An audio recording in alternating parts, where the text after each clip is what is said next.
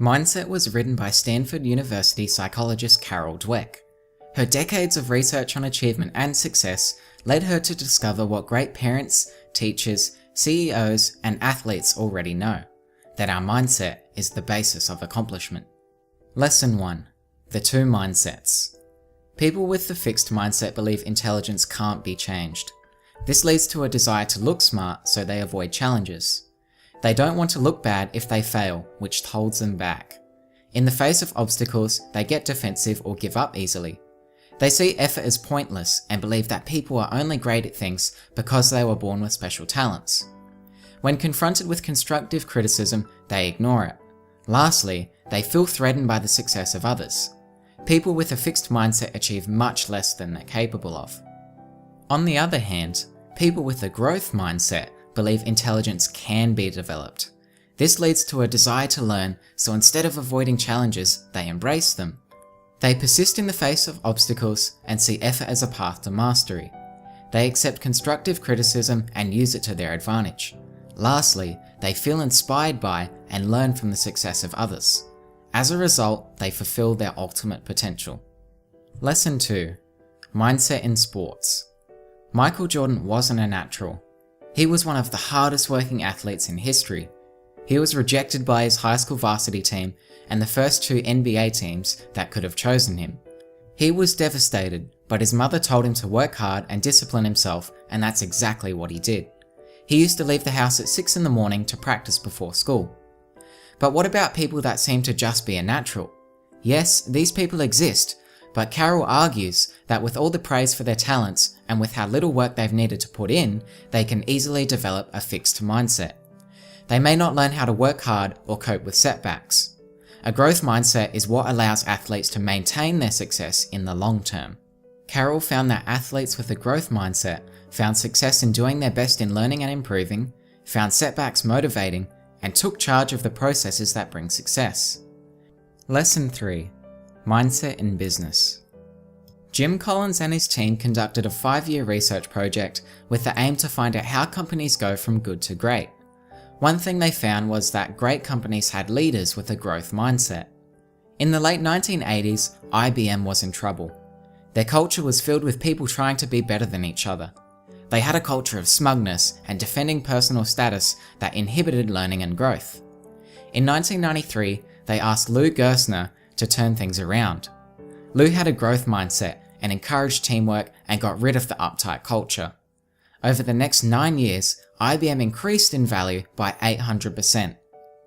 Ultimately, Carol argues that successful businesses need to train leaders, managers, and employees to have a growth mindset. This can be done by cultivating a growth mindset environment and involves presenting skills as learnable, conveying that the organization values learning and perseverance, not innate talent, giving feedback that promotes learning and future success, and presenting managers as resources for learning. Lesson 4. Mindset in relationships. There's 2 common ways of dealing with pain and heartbreak in a relationship. The first is to label yourself as unlovable and seek revenge. This is how fixed mindset people deal with it. They let these experiences scar them and prevent them from forming new relationships in the future. For people with the growth mindset, it's about understanding, forgiving, and moving on. Although they are deeply hurt from these negative experiences, like anyone would be, they want to learn from it. In a relationship, it's possible to believe your qualities, your partner's qualities, and the relationship's qualities are fixed. But the growth mindset says that these 3 things can be developed. 2 fixed ways of thinking about a relationship are: 1. If you have to work at it, it wasn't meant to be. The truth is that all relationships require work and effort, and you can't expect your partner to know your needs if you don't communicate them effectively. The romanticized idea of a perfect, problem-free relationship that automatically works is unrealistic. And the second way of thinking about a relationship is that problems indicate character flaws. People often blame their relationship problems on their partner and assign the blame to a character flaw. They think that their partner is just an angry person, when really, the problem is not the person but the situation. If Julie is angry every day when Jim gets home from work, instead of blaming Julie for being an angry person, he could look at the situation and try to understand why she's always angry by communicating with her. By doing this, a solution can be found. Finally, your partner may have different skills, beliefs, and values than your own. A growth-minded approach to a relationship is helping your partner to reach their own goals and fulfill their potential. Lesson 5. Mindset in Parenting and Teaching. The way children think about themselves is heavily based on the messages they receive from their parents and teachers. This has a direct effect on their learning and development. With every interaction you have with a child, ask yourself, am I giving them the fixed mindset message that they have permanent traits and I'm judging them? Or am I communicating a growth mindset message that says, you are a developing person and I'm interested in your development? Another critical lesson is to not praise children's intelligence. If you say, you learn that quickly, you're so smart, what children really hear is, if I don't learn something quickly, I'm not smart. Or if you say, you're so brilliant, you got an A without even studying, children really hear, I better quit studying or they won't think I'm brilliant. This doesn't mean don't praise your children, but praise their effort and choices, not their intelligence and talent. You could say, you really studied for your test and your improvement shows it. You read the material over several times and you tested yourself on it. It really worked. Consider this real-life scenario. 9-year-old Elizabeth loved gymnastics and was determined to win the local gymnastics competition. She did very well, but not enough to win. She was devastated. If you were her parents, what would you do? Tell Elizabeth you thought she was the best? Tell her she was robbed of a ribbon that was rightfully hers? Reassure her that gymnastics is not important? Tell her she has the ability and will definitely win next time? Or tell her she didn't deserve to win? Feel free to pause the video and think about this for a moment. Now let's run through each answer. A is insincere and doesn't offer her a way to improve. B places blame on the judges when the problem was her performance. Do you want Elizabeth growing up to blame others for her deficiencies? C is a fixed mindset response that teaches her to devalue something if she doesn't do well right away. D, does ability automatically take you where you want to go? If Elizabeth didn't win this one, why should she win the next one?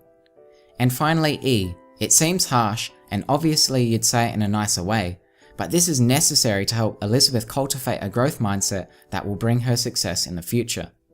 Her growth-minded father told her, Elizabeth, I know how you feel. It's so disappointing to have your hopes up and perform your best but not win. But you know, you haven't really earned it yet. There were many girls who've been in gymnastics longer than you have and who've worked a lot harder than you. If this is something you really want, then it's something you'll have to really work for. Elizabeth took this to heart and spent more time perfecting her routines. At the next competition, she became the overall champion. Now for the final lesson, how to change your mindset. The first way is to access Carol's resources. One is the Brainology computer program, designed to help students develop a growth mindset through classroom activities and online instruction. Other resources include a live workshop, webinars, keynote presentations, and more. The second way to change your mindset is merely knowing about the growth mindset. Imagine the impact we can make by sharing this video with someone you know. It could be your friends, family, partner, students, or co-workers.